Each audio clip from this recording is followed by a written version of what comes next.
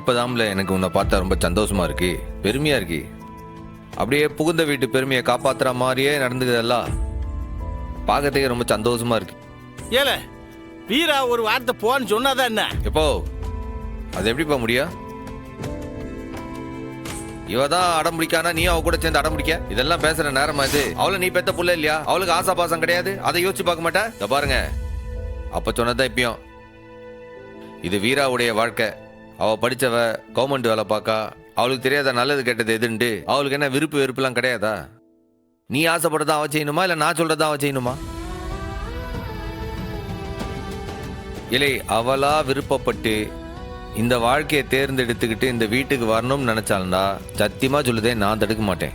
ஆனா அவளை இந்த வாழ்க்கையை போய் தேர்ந்தெடு, நீ போய் சேர்ந்து வாழு அப்படின்ட்டு நான் என் வாயில சொல்ல மாட்டேன்.